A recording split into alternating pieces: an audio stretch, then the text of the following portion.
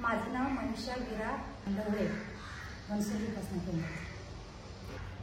2021 साली जेव्हा वादळी पाऊस चालू झाला आमच्या गावाला, तेव्हा लॉकडाऊन होतं आणि गाडी राहिलेली.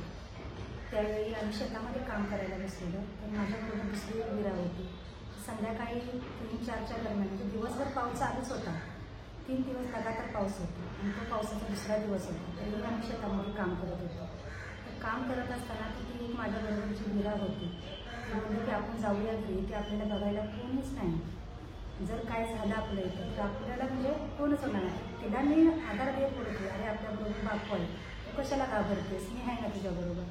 तरी पण तिला दम नाही निघाला. नंतर ती 5च्या दरम्यान ती म्हणते आपण जाऊयाच घरी, माझी लहान मुलं आहेत, आपण घरी जाऊन मग बघू उद्या काय राहिलेलं ते का शेतातलं काम करायचं. तर आम्ही 5ला घरी गेलो. तोपर्यंत काही नव्हतं तिथं त्या शेतामध्ये झालं. जेव्हा आम्ही घरी गेलो तर त्याच रात्रीला पूर्ण शेती ती आरली. जिथे आम्ही शेतामध्ये जे काम करत होतो ती शेती पूर्ण आरली, खालची वरून वरची खाली झाली. तो झाला माझा पहिला वेळ. दुसऱ्या दिवशी बेंद्राचा सण होता. घरात पोळ्यांचं नैवेद्याचं चाललं होतं. त्या दिवशी शेताला काम करायला सुट्टी होती. सुट्टी असल्यामुळे कुणीच शेतात गेलं नाही. शेताला आम्ही गावी कधीच नसतो. त्या वर्षी फक्त लॉकडाऊन असल्यामुळे गावी राहिलेली.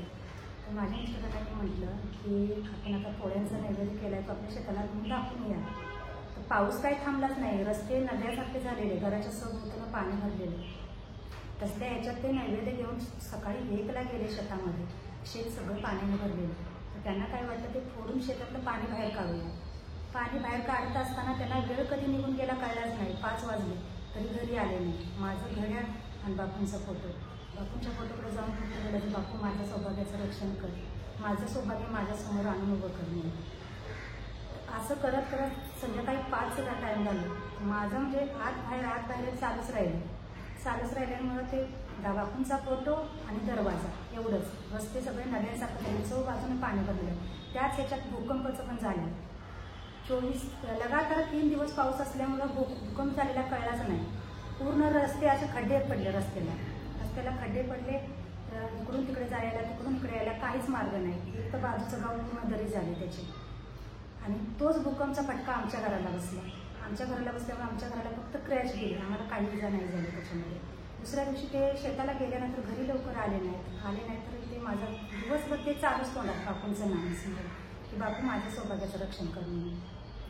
संध्याकाळी 5च्या दरम्यान घरात आले. ज्यावेळी त्या रस्त्याने ते येत होते घरी येत असताना ते त्या डोंगराकडे बघत येत होते की हा डोंगर जर खाली कोसळला तर काय होईल.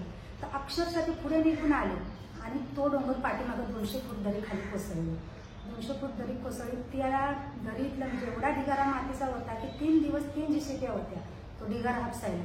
जर त्यावेळी तो क्षण थोडं पुढं मागं वेळ झाली असती तर काय अनर्थ घडला असता.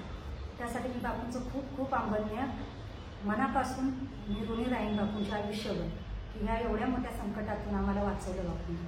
अंबरनी.